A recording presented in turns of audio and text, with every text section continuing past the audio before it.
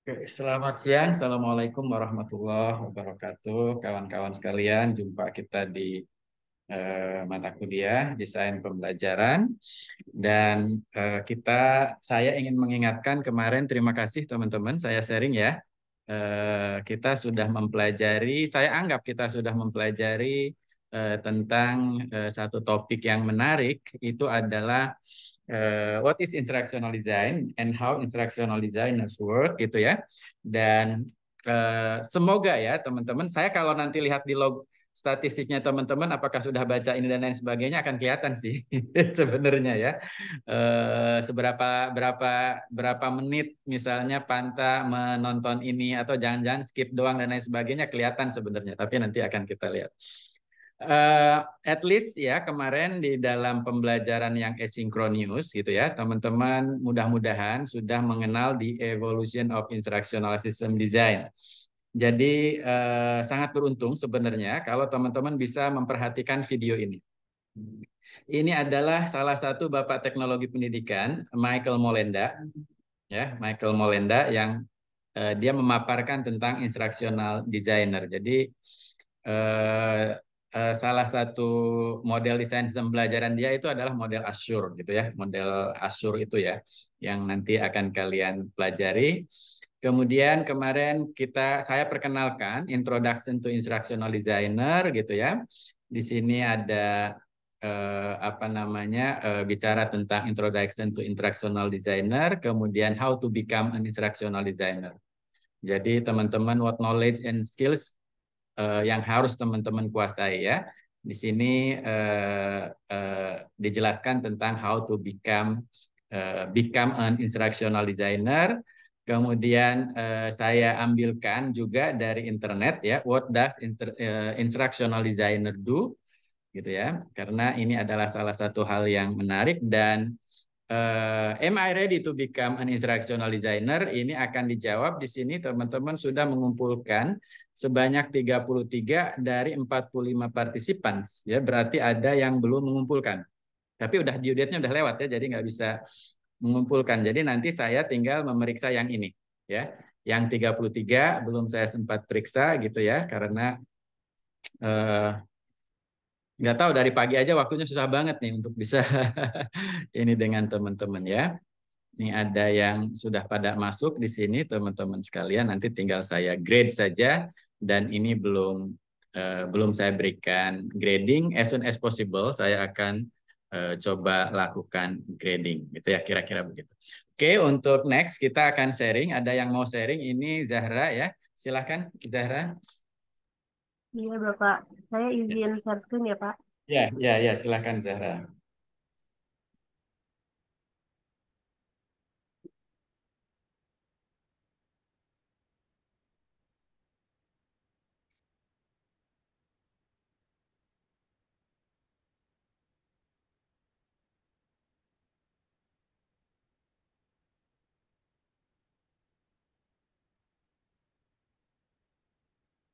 Oke, Assalamualaikum warahmatullahi wabarakatuh. Saya Misha Salsabil Zahra. Di sini saya akan memaparkan materi mengenai desain sistem pembelajaran model Azure. Sebelumnya di sini saya akan menjelaskan kembali definisi desain sistem pembelajaran. Jadi, desain sistem pembelajaran adalah upaya yang dilakukan untuk merancang sebuah fasilitas pembelajaran secara sistematis. Perancangan yang dibuat memiliki tujuan untuk mempermudah proses belajar. Eh, Yang tampil di layar masih ada ketutup jendela presenter, di close aja.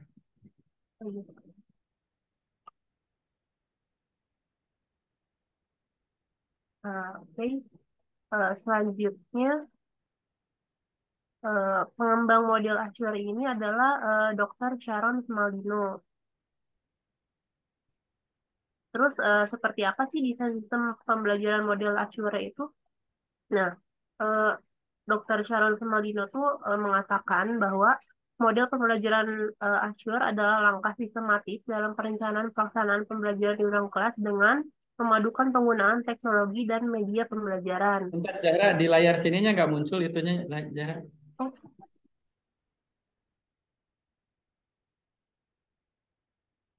Eh, masih ada tulisan jendela presenter. Nah, ini ditutup dulu yang jendela presenternya kali ya.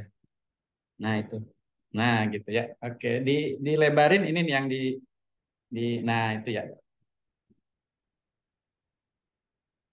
Sudah Oke. terlihat, Pak? Ya, sudah. Oke, jadi ini ada definisi model desain sistem pembelajaran model Azure menurut Dr. Sarul Malino. Jadi di model Azure ini menekankan penggunaan teknologi dan media pembelajaran. Lalu model pembelajaran Azure ini merupakan akronim yang berisi 6 langkah yang menjadi komponen utama dalam model pembelajaran ini. Nah, apa aja langkahnya? Itu yang pertama ada analyze learner atau analisis kebutuhan peserta didik. Jadi dalam memulai langkah ini tuh kita bisa mulai menjawab dengan 3 pertanyaan ini kayak siapa peserta didik kita, terus apa kemampuan dan keterampilan yang sudah mereka miliki, serta apa gaya belajar yang melekat pada diri mereka. Nah, kebutuhan peserta didiknya untuk mengetahui kebutuhan peserta didik itu kita tuh bisa menganalisis dari 3 komponen ini kayak karakteristik umum peserta didik itu apa, terus kompetensi dasar spesifiknya apa, serta gaya belajarnya tuh apa gitu. Kalau karakteristik umum tuh misalnya kayak usia, gender, ataupun kelas sosial. Terus kalau kompetensi dasar spesifik itu kayak pengetahuan dan keterampilan yang udah dimiliki si peserta didiknya. Terus untuk gaya belajar tuh misalnya dia gaya belajarnya kinestetik, auditory, ataupun visual gitu. Untuk langkah yang kedua yaitu ada state objektif atau menetapkan tujuan pembelajaran. Sama kayak di langkah sebelumnya, di langkah kedua ini kita bisa mulai menganalisis dengan menjawab 2 pertanyaan ini kayak kemampuan dan kompetensi khusus apa yang harus dikuasai oleh siswa setelah menyelesaikan program pembelajaran, terus apa sih tujuan pembelajaran spesifik yang sebenarnya ingin dicapai gitu. Lalu eh, langkah ketiga ini ada select method, media, and material atau memilih metode, media, dan bahan ajar. Nah, eh, dalam memilih metode media dan bahan ajar ini kita tuh perlu mempertimbangkan karakteristik peserta didik yang udah ditentuin di langkah sebelumnya. Dalam menentukan media itu eh, kita tuh harus mikirin media apa sih yang diperlukan dalam menyelenggarakan program pembelajarannya. Terus metode pembelajaran seperti apa sih yang paling efektif untuk digunakan dalam penyampaian bahan atau materi pembelajaran. Serta bahan ajar dan kegiatan seperti apa sih yang dapat digunakan dalam mendukung program pembelajaran. Di sini saya menyantumkan beberapa metode pembelajaran. Yang pertama kayak ada metode diskusi, metode karya wisata, metode ceramah, metode demonstrasi, metode problem based learning. Lalu ini kita bisa memilih media yang sekiranya digunakan untuk membantu proses penyampaian materi. Lalu ada memilih bahan ajar. Kita bisa menggunakan seperti modul, lembar kerja siswa, ataupun video pembelajaran.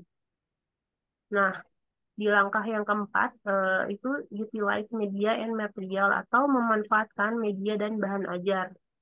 Yang pertama kita lakukan adalah itu pratinjau. Nah, pratinjau ini tuh kita udah dilakuin di langkah-langkah sebelumnya kayak menganalisis kebutuhan peserta didik, menganalisis media, material, sama dan lain-lain. Terus di pemanfaatan ini juga harus ada persiapan.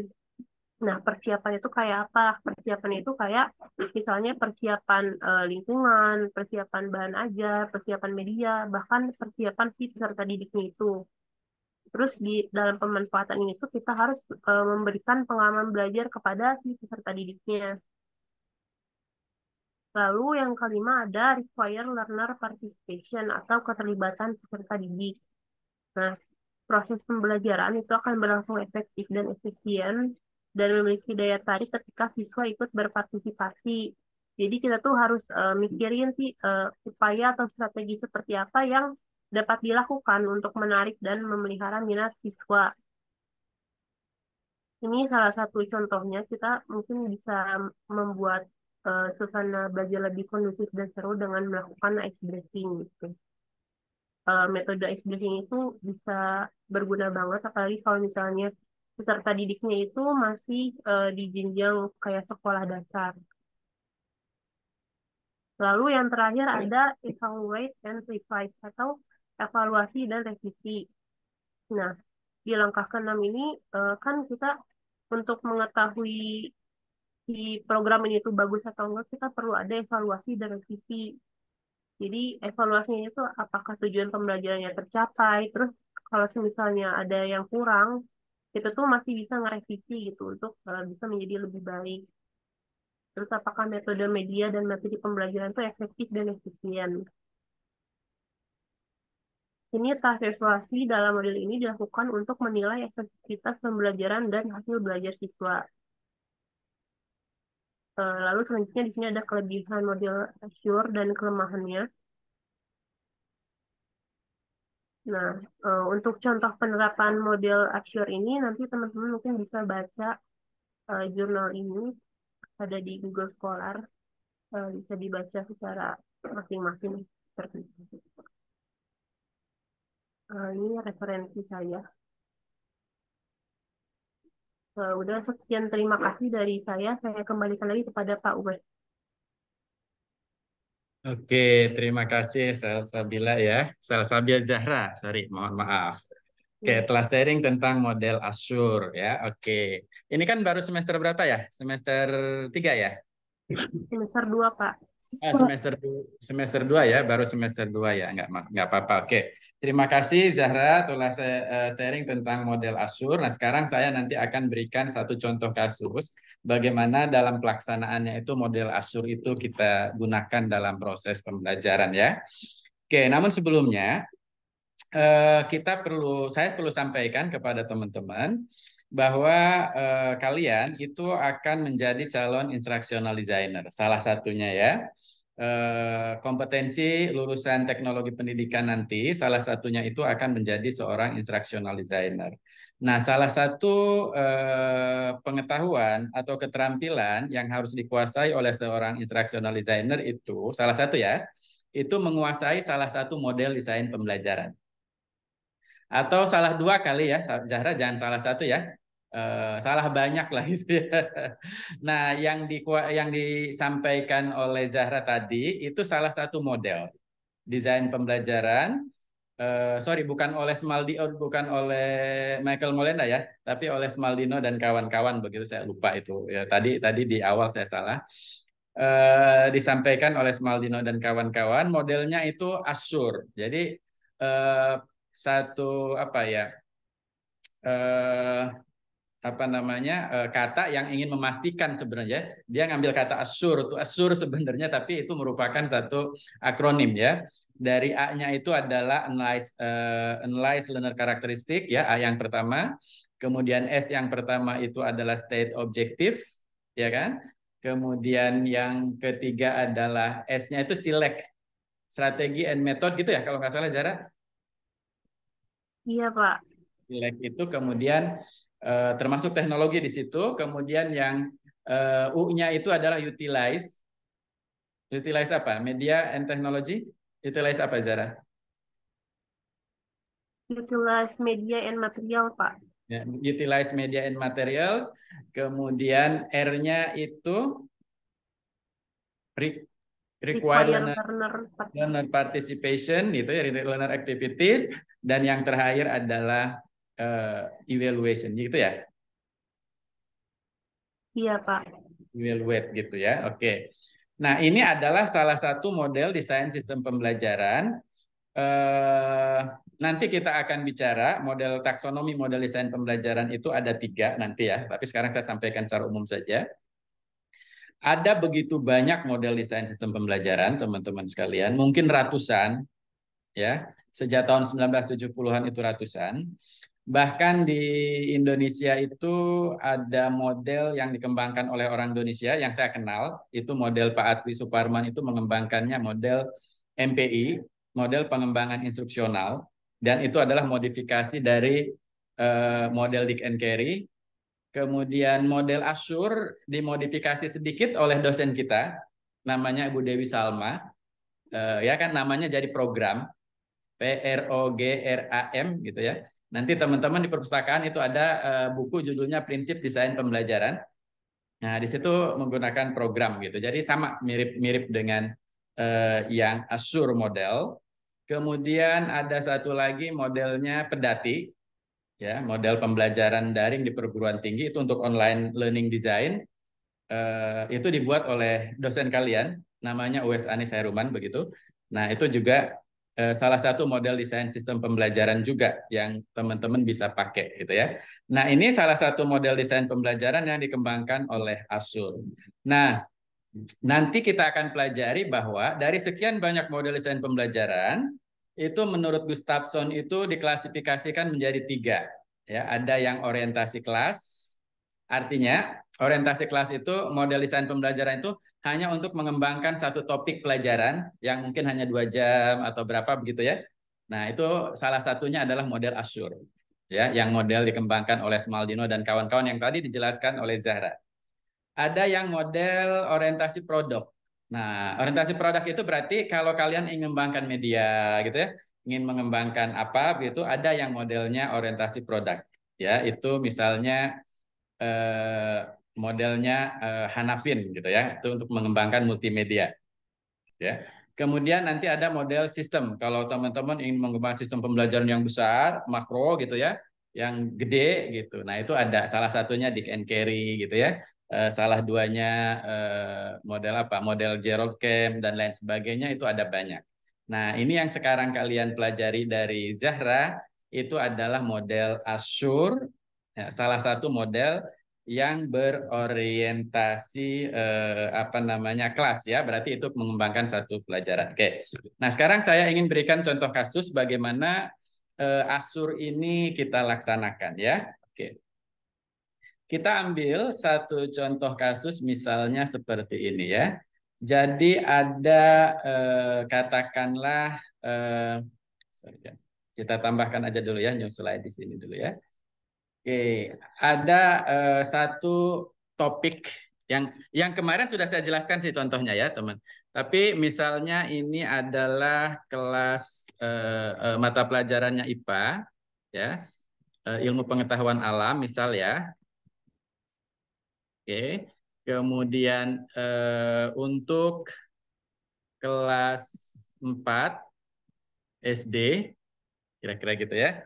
Topiknya adalah eh,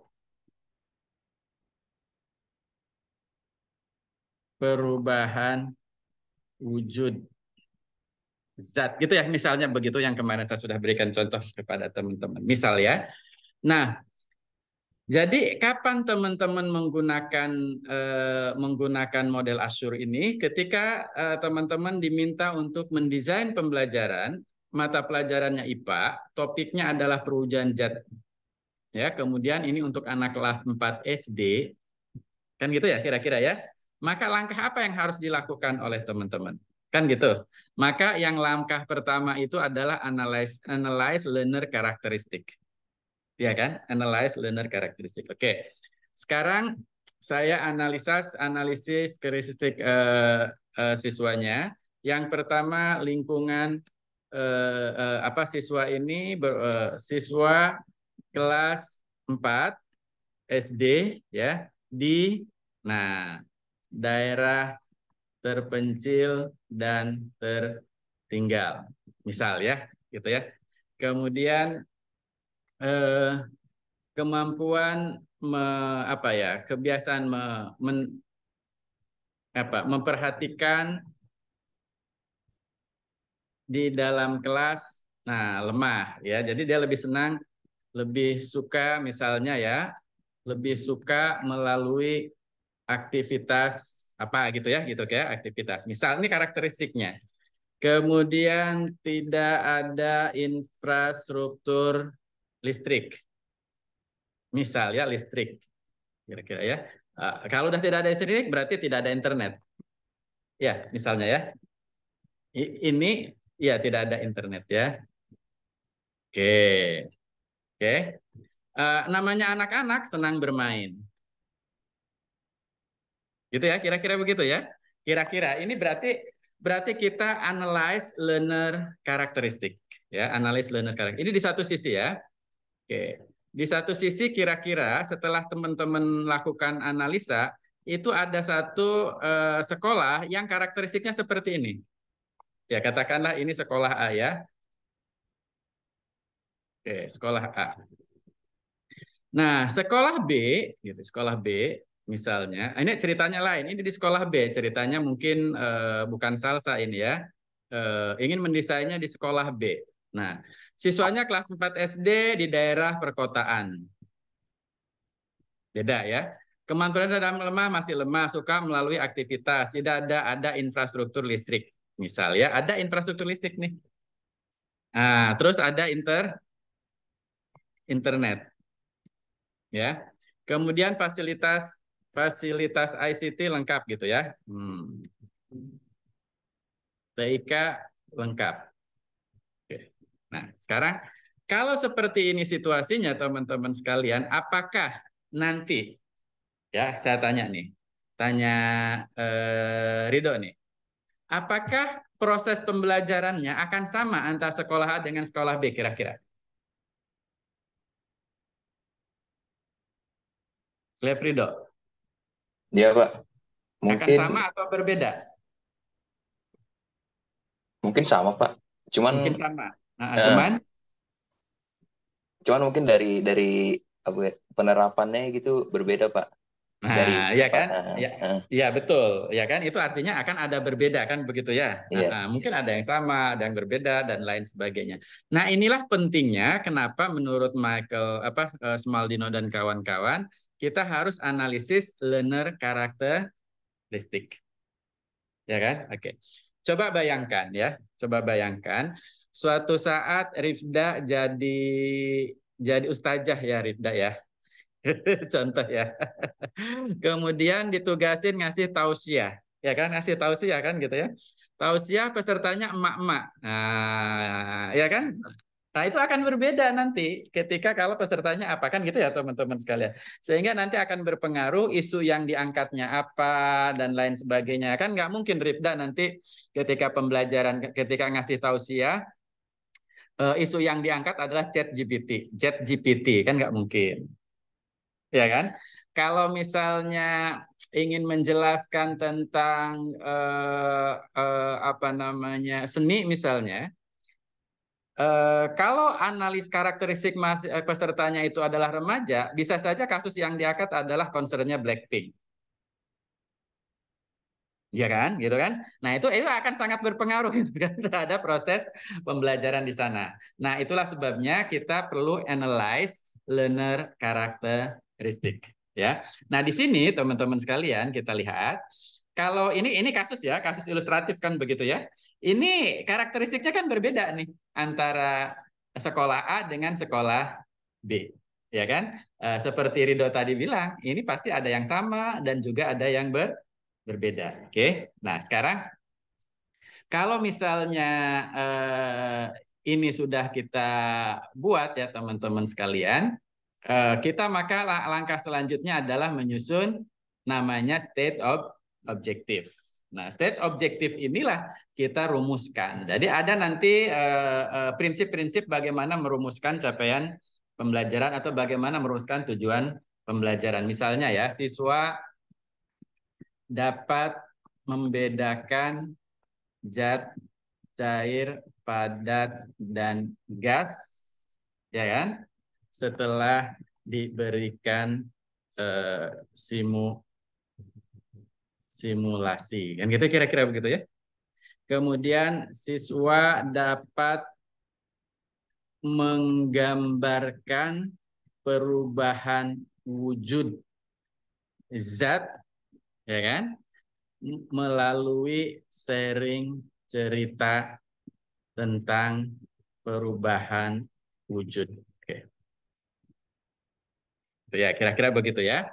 Nah, atau Pak siswa dapat memberikan contoh gitu ya, mencontohkan ya, memberikan contoh perubahan wujud nah melalui sharing cerita tentang perubahan wujud. Ini ada dua nih state objektifnya. Ya, tujuannya seperti ini, tapi nanti diperuntukkan untuk sekolah A dan sekolah B, tapi tujuannya sama. Ya kan? Nah gitu ya. Jadi langkah yang ada. Kalau sudah tujuannya seperti itu, maka teman-teman sekalian, sorry kok ini ke sini ya, ini di sini. Nah, maka langkah selanjutnya apa, Zara? State objective, setelah itu select, Knowledge method, media, and select material. method, ya kan? Media, Media and materials. Nah, gitu ya teman-teman sekalian ya. Di sini berarti kan kita harus memilih metodenya apa, medianya apa, dan bahan-bahan ajar lain yang diperlukan apa. Ya, jadi instructional materials atau bahan ajar itu adalah any specific items. Ya, dalam bahasa Inggrisnya ya. Instructional materials is any specific item that is used, ya kan, yang digunakan during lessons, yang digunakan selama pembelajaran. Jadi bisa apa saja. Terus. Tapi di sini metode, kemudian juga ada media. Oke. Katakanlah metode yang akan digunakan, kita memilih gitu ya. Metode yang akan digunakan kita memilih karena karakteristiknya seperti ini ya, di sini seperti kan. Karena karakteristik seperti ini, maka metode yang akan kita pilih, kita akan adakan semacam permainan. Mainan ya. Kemudian ada simulasi. Ya misal ya. Kemudian demonstrasi. Kan begitu? Demonstrasi. Kemudian ada lagi misalnya presentasi. Ya. Ya, kemudian project. Nah, kita ngasih project. Itu kira-kira ya teman-teman sekalian. Ini sudah kita pilih ada berapa nih? 5 lah katakan ya. Nah, kita akan tentukan juga media yang akan kita gunakan apa saja. Kita nggak tahu. Bahan ajar yang kita gunakan apa saja gitu ya. Nah, di sini kita coba list saja apa saja media yang memungkinkan yang akan kita gunakan ya medianya. Eh, eh, Apa saja kira-kira medianya? Kalau untuk yang di sini, yang di sini nih medianya. Nggak ada listrik, nggak ada apa, dan lain sebagainya ya. Oke, berarti medianya adalah realia misalnya, ya, atau benda sebenarnya, ya kan? Kemudian ada ada siswa sebagai media juga, gitu ya. Kemudian ada lingkungan dengan berbagai ininya ya, nah media, ya. Materialsnya macam-macam gitu, materialsnya lingkungan bisa jadikan sebagai material ya. Oke, lingkungan. Kemudian bahan ajar yang lainnya ya, oke. Kemudian peristiwa yang terjadi di rumah atau keluarga apa saja gitu ya, aktivitas yang terjadi di situ ya kita. Oke. Nah, untuk yang sekolah yang di dalam kota itu bisa media yang bisa ada eh, video, bisa video, bisa gambar atau foto ya. Bisa macam-macam nih yang akan dipakai. Oke. Nah, kita anggap yang ada ini berarti kan kepentingannya nanti untuk yang di urban ya. Nah, sementara yang ini secara umum untuk yang kebutuhannya di rural, yang tadi yang tidak ada listrik dan lain sebagainya. Oke. Nah, setelah select method media and materials, berarti ini baru A, baru S, baru S. Ya kan? Nah, berarti langkah selanjutnya yang teman-teman lakukan adalah U kan? Utilize. Utilize apa, Zara? media, and material, Pak. Media and materials. Nah, utilize media and material itu berarti kita merencanakan mau diapakan media dan material tersebut. Kan pertanyaan gitu ya. Tersebut dalam proses pembelajaran. Nah, ya kan mau bagaimana ya akan kita gunakan. Jadi nanti apa namanya mau kita apakan. Jadi ada pratinjau, ya kan? Itu ya. Ada pratinjau. Jadi ada preview. Terus apa lagi, Miss ya?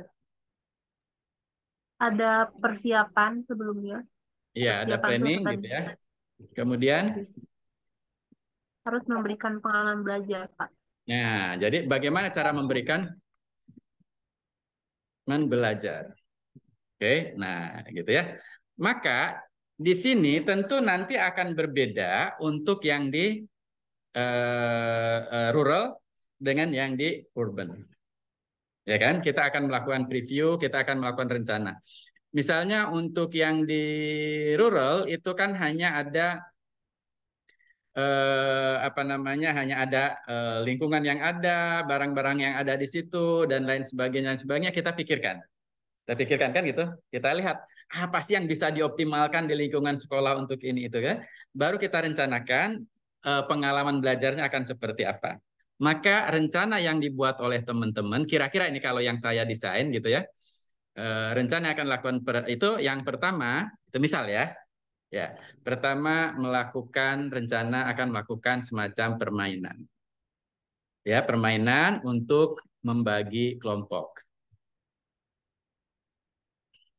Oke. Nah, kedua, ini yang dimaksud dengan memberikan pengalaman belajar ya kan? Dengan preview setelah preview dan kita melakukan planning kan gitu ya. Kemudian melakukan simulasi, nah, kan? Simulasi atau main peran ayam dan musang, ya kan? Untuk menjelaskan konsep ikatan molekul terkait zat padat, cair, dan gas. Kan gitu ya? Nah, artinya begini, ketika kita memikirkan ini, instructional designer itu apa namanya memikirkan proses pembelajaran itu tidak hanya guru datang, masuk, dan menjelaskan gitu loh ya. Tapi require learner apa participation kan kalau menurut itu setelah langkah yang ini kan begitu ya. Nah, kemudian yang ketiga apa namanya melakukan kerja kelompok gitu kan dan presentasi gitu kira-kira begitu ya teman-teman ya. Kemudian yang keempat melakukan refleksi dan diskusi bersama terbuka ini ya. Kemudian yang kelima mengerjakan project ya, project berupa bercerita, buat cerita untuk di-sharingkan ya, untuk dibagi, untuk diceritakan namanya. Kita kasih gini aja ya. Artinya ada cerita yang dibuat itu untuk di-sharingkan nanti di depan kelas. Nah, dengan seperti ini teman-teman sekalian, misal ya, dengan seperti ini maka bisa kita bayangkan teman-teman sekalian bahwa proses pembelajaran itu yang akan terjadi itu tidak hanya guru menjelaskan, siswa mendengarkan gitu maksudnya. Paham nggak maksud saya? Ya kan? Nah, tapi kalau instructional designer-nya itu punya pengalamannya hanya bahwa yang namanya belajar itu adalah kita duduk, kita mendengarkan orang menceritakan sesuatu, setelah itu selesai, maka nanti desain pembelajarannya juga akan berbeda kan gitu ya. Ini kalau kita menggunakan apa namanya modelnya Azure. Oke. Katakanlah ini sudah kita apa ya orat-oret lah ya. Ini belum fix loh teman-teman. Bisa saja berubah pikiran kan gitu ya. Tapi bayangan teman-teman ini akan membuat pembelajaran itu adalah student center active learning. Kalau nggak salah saya udah berikan contoh kan, misalnya kasus 1, kasus 2, kasus 3 dulu itu pernah ya? Pernah kan ya? Pernah nggak? Zeva-nya? Zahra, di awal pertemuan dulu pernah kan? Pernah ya Pantai Iya, ya? pernah, Bapak. Pernah ya. Nah, ini kita kaitkan dengan yang di sana kan. Nah, ini kita ingin lihatkan bahwa ini. Jadi ketika saya membuat cerita kasus ilustratif pembelajaran yang modern itu seperti apa walaupun sedia kala itu, Ya, kalau kita kaitkan bagaimana mendesainnya dengan menggunakan model Azure, kira-kira prosesnya seperti ini. Ya, oke. Katakanlah ini sudah selesai, maka langkah berikutnya apa yang kita lakukan adalah R. Ya, R itu berarti require learner participation.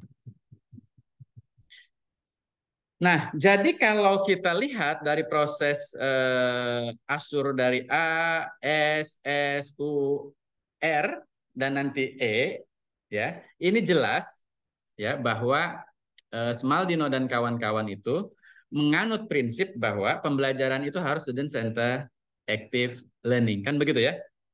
Oke. Maka require learner participation ini berarti ketika nanti dalam proses pembelajarannya, ya kan, ketika dalam proses pembelajarannya, maka yang pertama yang dilakukan adalah guru melakukan permainan, ya kan? Dari hasil permainan tersebut, ya kan, terbagi menjadi 3 kelompok, ya kan? Kemudian kelompok satu diperintahkan kan berpegangan erat gitu kan, erat banget ya. Nah, kelompok 2 misal kelompok 2 renggang, ya, kelompok 3 renggang kali, kan gitu ya. Ini bisa diperkirakan, misalnya kalau Meisha sebagai instruktur, bayangkan guru melakukan ini bisa bisa bayangkan, ini terjadi bisa antara 10 menit sampai sampai mungkin 15 menit ya. Namanya anak-anak kan, ngatur-ngaturnya susah, suruh bagi kan gitu ya. Nah, permainannya mungkin yang penting permainan terbagi menjadi 3 kelompok. Ya. Oke, ini mungkin 10 menit lah ya kira-kira. Ini akan makan waktu sekitar 10 menit. Oke. Nah, setelah itu guru melakukan bermain peran, ya, role play gitu ya kan, role play musang dan ayam. Artinya salah satu siswa berperan sebagai musang, yang satu lagi salah satu berperan sebagai apa? Ayam, ya kan? Gitu ya. Kemudian yang lainnya dalam kelompok sebagai ikatan molekul. Ya, ikatan molekul. Artinya kelompok satu harus pegangannya benar-benar kencang kan begitu ya? Nah, kelompok 2 ini dan menunjukkan sebagai ikatan molekul. Maka dilakukanlah role play tersebut. Ya kan? Role play tersebut mungkin akan waktu sekitar 30 menit ya kira-kira ya. Mungkin ya. Nyampe lah supaya mereka senang dan puas setelah itu kan. Maka setelah ini guru akan melakukan apa lagi ya? Tadi udah ada role play, simulasi atau role play, demonstrasi dan presentasi misalnya. Oke. Berarti setelah ini guru meminta siswa gitu secara kelompok, nah ya, mengumpulkan semua bahan yang ada di sekitar sekolah dan mengelompokkannya ke dalam zat cair, padat, dan gas. Ya kan? Nah, agar siswa mengumpulkan ini dalam jangka waktu tertentu, nah ya, jadi ketika siswa mengumpulkan ini gitu ya, guru menggunakan 1 atau 2 lagu sebagai apa? Sebagai apa namanya?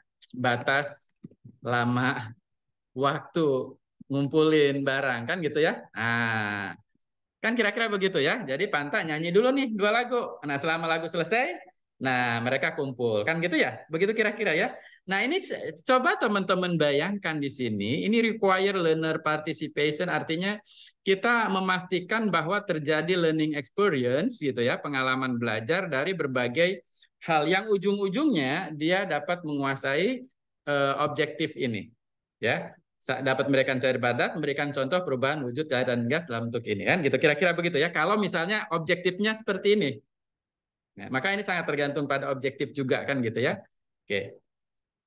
Kemudian kita kecilin dulu ya ini ya supaya ini oke.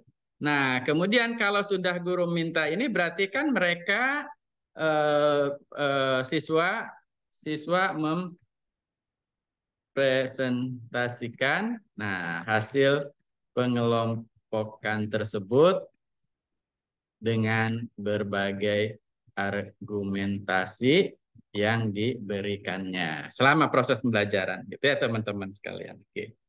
Nah, di sini selesai kan gitu ya.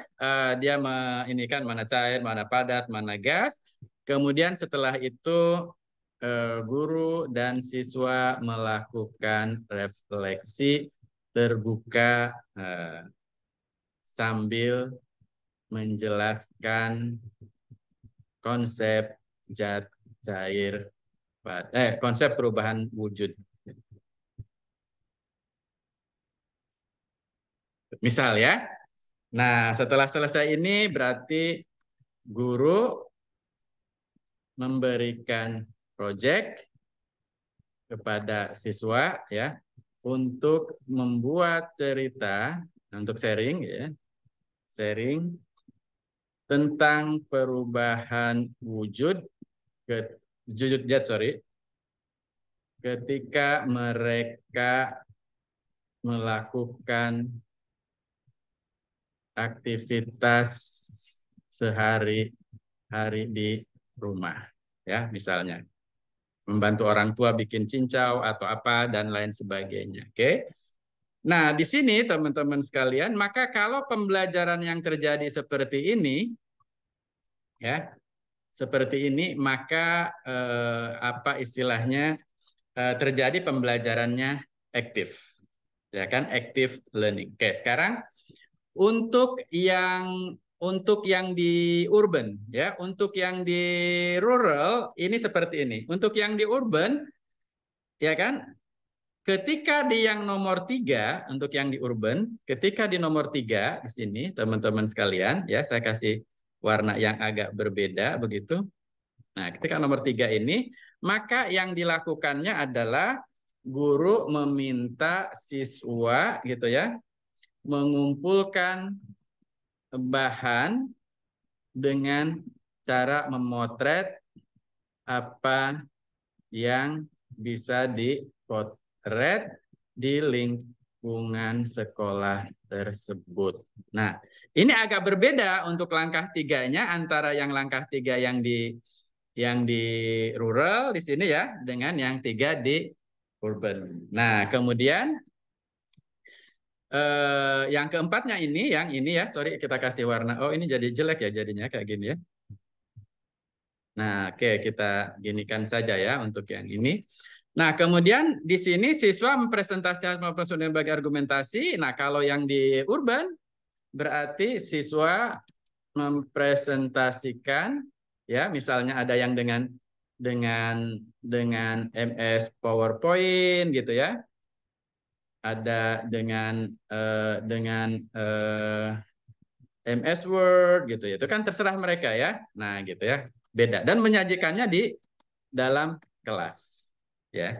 Ini untuk yang di urban ya tadi yang untuk yang di perkotaan. Kenapa? Karena karakteristiknya setelah kita lihat di analisisnya beda sekali. Di sini sudah ada infrastruktur listrik, ada internet, fasilitas TIK-nya lengkap. Nah, maka di sini siswa mempresentasikan dengan respon dan dalam kelas ya. Kemudian guru melakukan refleksi. Nah, tapi kalau yang untuk urban refleksinya di dalam kelas.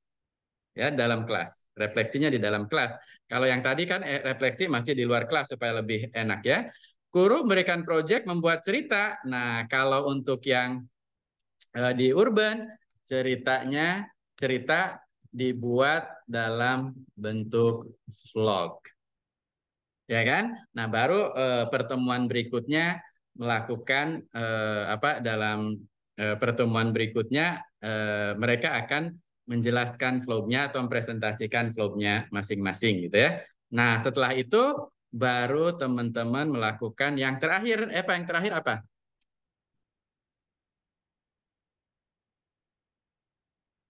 Evaluate and revise. Evaluate and Revise. revise. Revisi, iya.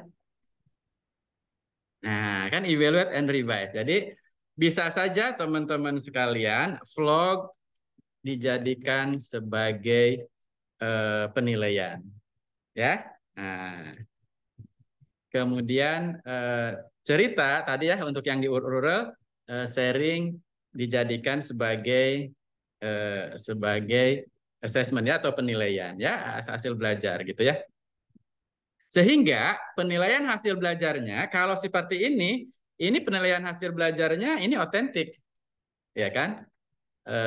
Authentic assessment.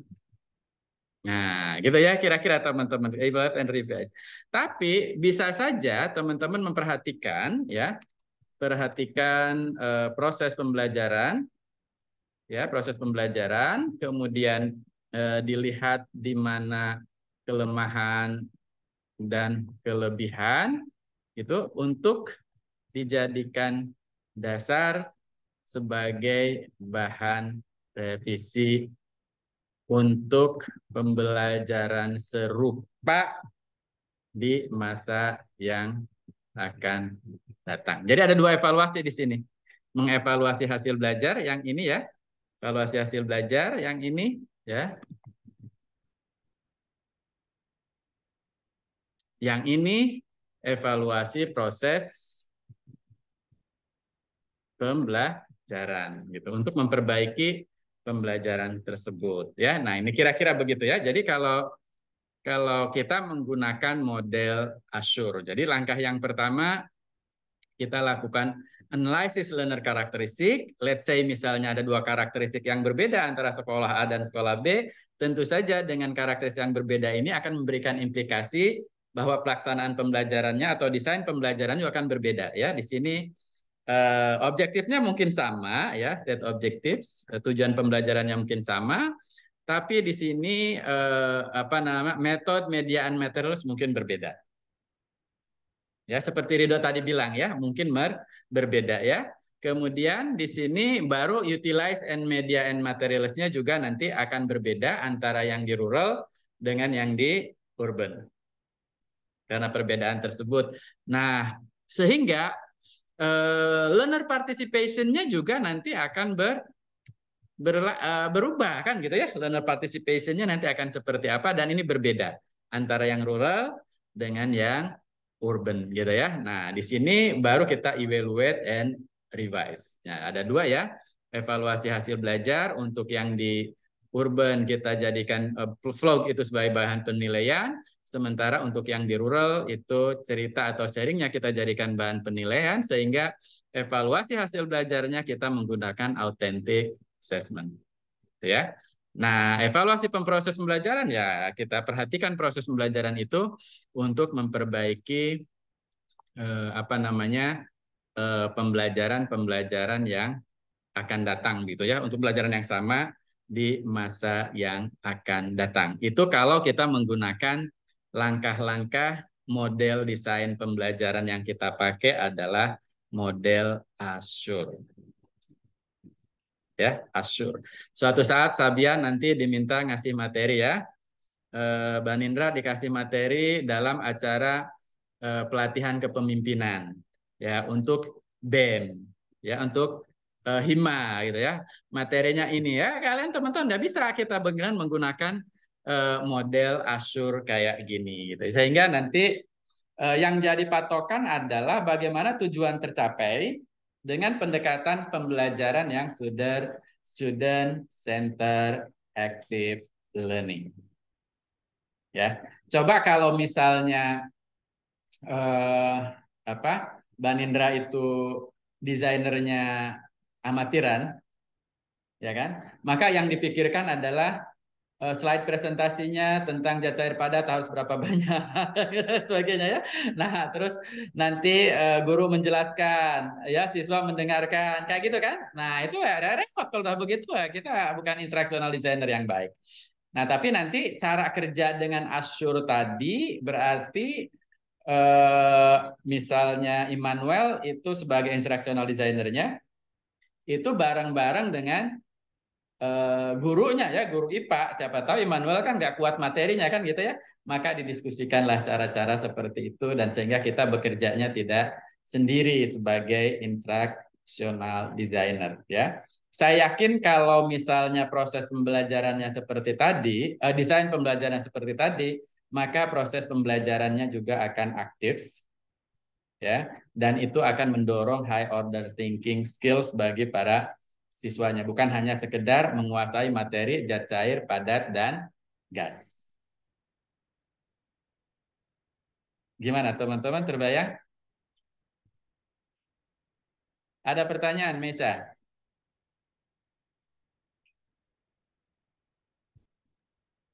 Dari saya sudah tidak ada. Oh, bohong. Coba yang lain. Ripda gimana, Ripda?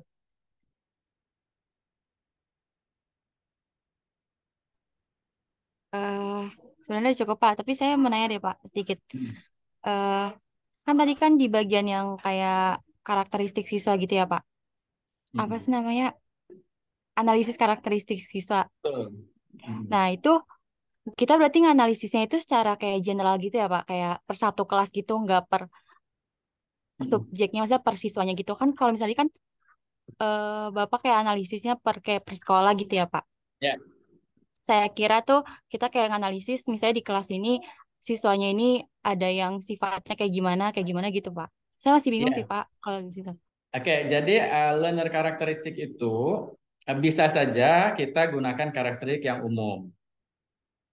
Ya, karakteristik umum itu misalnya kalau anak-anak kelas 4 itu adalah usia umur sekian, itu adalah praoperasional konkret atau apa gitu. Misalnya kalau kita pakai teorinya Vygotsky atau teorinya siapa gitu ya kira-kira teman-teman. Jadi bisa saja kita gunakan karakteristik yang umum. Sehingga nanti kalau dari teori perkembangan peserta didik, ya, udah belajar itu belum perkembangan peserta didik? Ada mata kuliah itu enggak? Iya Pak, lagi belajar. Nah, Ada dari Pak tadi. perkembangan peserta didik kan akan berbeda karakteristik antara operasional konkret dengan praoperasional konkret. Misal ya, kalau kita pakai teorinya Vygotsky ya. Nah, yang praoperasional konkret itu kan anak-anak TK, SD sampai kelas 2 mungkin ya, atau kelas 1 kira-kira gitu. Nah, yang operasional konkret akan berbeda sehingga bagaimana media disajikan, bagaimana materi disampaikan, dan lain sebagainya akan berpengaruh. Ketika pesertanya itu adalah orang dewasa, nah, misalnya ya kalau Benindra itu ingin memberikan satu pelatihan di BEM gitu ya, kira-kira tentang topik X, kan berarti kan karakteristik pesertanya itu orang dewasa. Orang dewasa kan memiliki karakteristik yang berbeda dengan anak-anak. Ya, orang dewasa cenderung lebih suka nggak suka digurui. Ya kan, berarti kan gimana caranya Mbak Nindra harus meminta satu kasus yang datangnya dari peserta, bukan datangnya dari Mbak Nindra. Kan gitu bisa aja kan gitu ya. Nah, dan lain sebagainya. Sehingga ketika desain pembelajaran kalian itu ditujukan untuk anak-anak, maka prinsip pembelajaran untuk anak-anak yang dipakai. Ya kan? Ketika pembelajaran itu untuk orang dewasa, maka prinsip-prinsip belajar orang dewasa yang harus teman-teman pakai. Itu yang pertama. Kemudian yang kedua, bisa saja teman-teman sekalian, bisa saja learner karakteristik itu lebih spesifik. Bisa saja ya. Misalnya sekarang itu kan ada personalized learning. Ya, personalized learning berarti kan kita harus memperhatikan karakteristik itu satu persatu nih, personalized learning bisa saja ya. Nah, jadi untuk misalnya siswa yang memiliki visual, auditory, dan kinestetik itu bukan gaya belajar ya, Zahra nanti direvisi, tapi itu modalitas belajar. Namanya learning modality. Gaya belajar lain lagi, ya learning modality. Learning modality itu maksudnya adalah orang itu lebih mudah memahami sesuatu dari saluran yang mana nih? Dari saluran visual dulu, atau dari saluran audio, atau dari yang melakukan, kan gitu kira-kira begitu. Kayak saya, teman-teman sekalian, itu lebih dominannya itu kinestetik yang pertama, kedua auditory, ketiga visual. Kan gitu. Tapi kan berbeda. Rifda mungkin visual dulu, ya, baru ke hati. Kalau ngelihat Immanuel, nah, itu kira-kira begitu kan? Ini contoh ya, contoh saja, ini gitu. Tapi FAQ itu macam-macam. Ada yang dominannya visual, kemudian yang keduanya apa aja tidak, tapi tidak ada satupun orang gitu ya yang visual murni gitu. Jadi nggak ada kinestetik, nggak ada ininya ya. Jadi ada gitu. Dan itu ada caranya ya untuk mengukur itu, ada instrumennya. Oke. Nah, kalau misalnya ada sekelompok orang yang visual lebih dominan, kan gitu, maka itu akan berpengaruh ya misalnya ya, bagaimana kita menyajikan materi dan juga media kan gitu ya, yang dapat lebih mengedepankan ke dalam visual. Berarti kita harus gunakan multimedia atau apa ya. Tapi biasanya kalau yang visual tuh yang keduanya auditory, baru kinestetik. Tapi kalau anak-anak yang dominan kinestetik, maka kita harus berikan aktivitas-aktivitas kan begitu ya. Oke. Maka yang tadi itu ya, yang tadi yang kita rancang itu, yang seperti tadi, itu pastinya akan cocok untuk semua modality.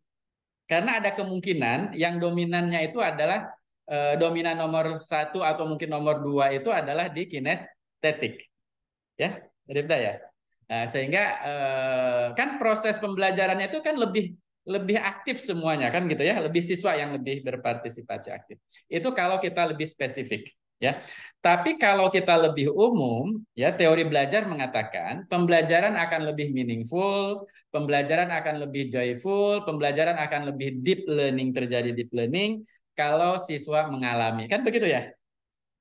Nah, kalau teori ini yang kita pakai, prinsip ini yang kita pakai, maka desain yang kita pembelajaran tadi yang khususnya require learning participant dengan partisipasi aktif siswa, itu kan akan memenuhi teori itu. Ya kan? Asumsinya pembelajaran akan lebih dalam, pembelajaran akan lebih meaningful, bermakna, dan pembelajaran akan lebih joyful. Kira-kira ya. Coba Fanta bayangkan kalau proses pembelajarannya guru masuk gitu ya. Kemudian menyapa anak-anak, setelah itu gurunya menjelaskan zat cair dan padat dan gas dengan 10 slide ya. Walaupun slide itu ada animasinya, ada multimedianya ya, menggunakan LCD projector dan lain sebagainya. Kemudian setelah itu gurunya namanya subjek tuh gurunya ya. Kemudian lakukan tanya jawab gitu kan. Kemudian dikasih ulangan gitu dengan galak gitu kira-kira. Kira-kira itu mana yang lebih baik? Desain yang kita buat tadi atau desain yang seperti ini, Fanta? Yang dibuat Pak, bukan yang kayak gitu. Soalnya kalau Yang kayak gini misalkan kan? tadi yang Bapak Nah, jelas, Heeh. iya. Dan kalian dulu waktu SD, SMP atau SMA sangat empat kalau ngelihat guru yang kayak gitu kan? Walaupun kebanyakan guru kan nggak gitu ya, artinya lebih banyak melakukan aktivitas dan lain sebagainya, gitu kira-kira begitu. Nah makanya ketika kalian jadi instructional designer, bayangkan guru favorit Anda kayak gimana kalau membelajarkan itu. Ya, guru favorit Anda gitu, yang lebih banyak memberikan aktivitas ini itu dan lain sebagainya. Nah, kira-kira ya. Nah, makanya saya berikan tadi dua contoh tadi itu menggunakan kalau menggunakan Azure itu menghasilkan proses pembelajaran yang aktif. Gitu Rifda. Jadi karakteristik itu bisa spesifik, bisa general ya. Atau nanti di kelasnya gitu, siapa tahu ya Rifda ada yang ada siswa yang memiliki kebutuhan khusus. Kebutuhan khusus itu kan bisa hambatannya bisa hambatan fisik kayak tunanetra gitu ya. Hambatan fisik kan. Kemudian tunadaksa, tunarungu ya kan? Ada juga yang hambatannya non fisik. Misalnya autis ya kan? Misalnya hiperaktif kan itu ya. Kalau Ridho tuh kebutuhan khususnya apa? Tuna asmara ya Ridho ya. Nah, tuna asmara kali kayaknya ya. Gitu. Nah, gimana kan gitu akan beda kan gitu ya. Jadi nanti kalau ada siswanya misal ya kalau learner itu juga boleh jadikan sebagai analyze learner karakteristik ya Rifda ya, boleh ya. Artinya kebutuhan khusus itu bisa jadi sehingga kalau di kelas itu ingin inklusif, pembelajaran inklusif misalnya, maka untuk mengakomodir yang tunanetra kayak gimana? Akan berbeda kan perlakuannya. Untuk mengakomodir yang anak-anak berkebutuhan khusus misalnya susah apa namanya perhatian susah gitu ya, lama dan perhatian. Kan ada yang gitu kayak anak hiperaktif itu. Ya. Atau yang autistik ya, itu repot juga. Nah, gitu. Nah, maka dalam hal ini memang perlu ada kawan yang lain ya. Kita kan tidak ahli di situ ya. Tapi ada kawan kalian yang mempelajari itu di program studi pendidikan khusus. Ya kan, di pendidikan khusus. Nah, itu konsentrasinya kan macam-macam di sana kan gitu ya. Nah, ini harus bekerja sama seperti itu. Kira-kira begitu, Rifta. Thank you pertanyaannya. Oke, baik. Terjawab? Terima kasih banyak, Bapak. Ya, Ya. Ya. Jadi intinya terjawab lah ya. ketika analyze learner karakteristik, kita analyze sedetil mungkin ya karakteristik daripada audiensnya kita gitu. Kira-kira seperti itu teman-teman sekalian.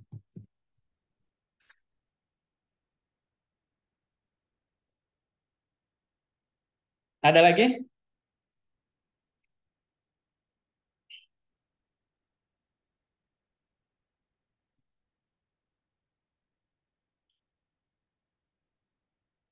Oke, kalau nggak ada lagi nggak apa-apa teman-teman sekalian. Saya ingin nanti teman-teman mohon pelajari ini ya untuk next itu. Tapi sekarang teman-teman silahkan pelajari di YouTube. Masih kaitannya dengan perkuliahan eh, kali ini. Lihat di chat, saya kasih linknya, gitu ya. Eh, sudah ada linknya. Nah, ini nanti teman-teman silahkan pelajari satu video yang menjelaskan tentang,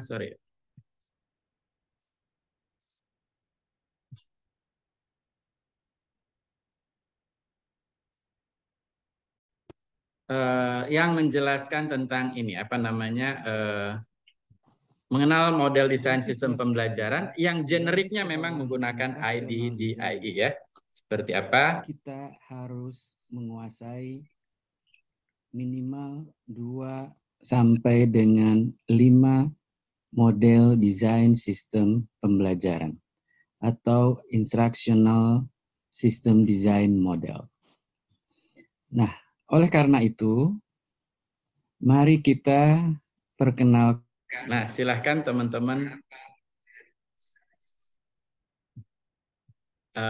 Maksudnya silahkan teman-teman pelajari sendiri ya. Nanti akan paham dengan apa yang kita sampaikan bahwa generik model daripada instructional design itu semuanya itu pasti ada mengansur unsur A, D, D, I, E ya. A, D, D, I, E ya atau disebut dengan AD ya.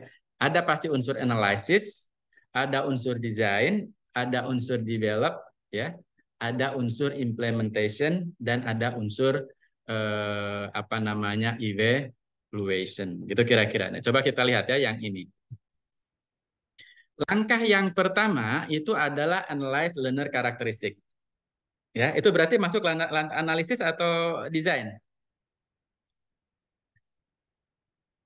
Ini masuk tahap apa? Yang generiknya tadi. Ini kan generiknya analisis, betul nggak? Ya, ini modelnya Azure itu terdiri dari pertama analisis learner karakteristik ya. Learner karakteristik ini berarti ini masih tahapan analisis ya kan gitu. Kemudian state objektif, kemudian select method, media, and material. Ini masuk analisis atau masuk desain? Kalau ngacu ke langkah-langkah generik tadi. Fanta, analisis atau desain? Desain. Desain ya, oke. Select method, media, and materials. Desain atau develop?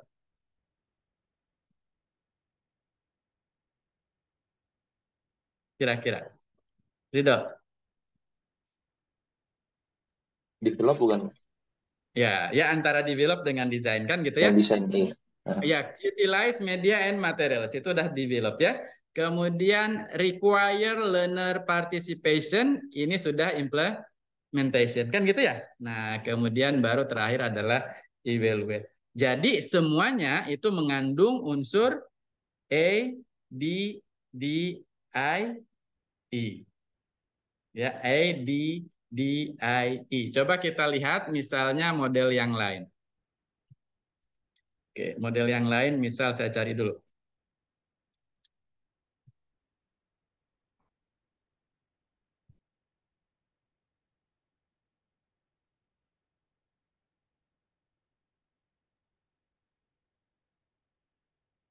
Ada model yang lain misal ya. Kita lihat modelnya siapa nih? Misalnya model CAM. Ya, model CAM ini gambarnya kayak gini. Oke, coba kita lihat gambarnya kayak gini, kita buka ya.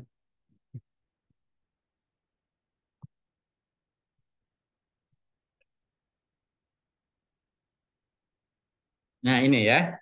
Nih. Langkahnya itu ada banyak ya, ada yang paling dalam di sini, ada misalnya ya, ini kan macam-macam ya. Misalnya task analysis. Tahap apa ini? Analisis atau desain?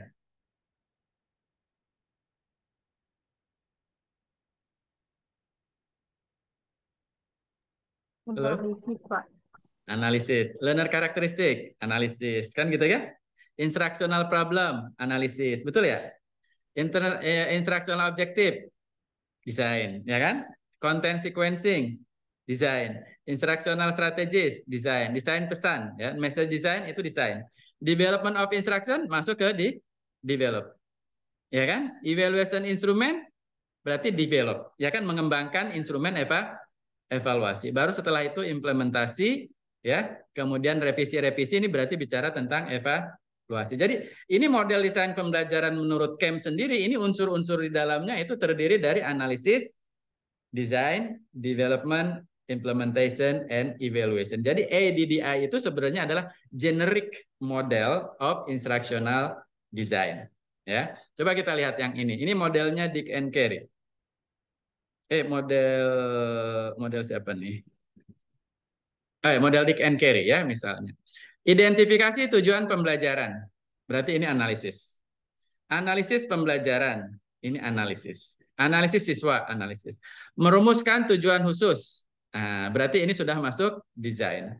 Mengembangkan tes acuan patokan. Ya, sudah development. Mengembangkan strategi pembelajaran. Ya, design and development ini maksudnya. Mengembangkan dan memilih materials.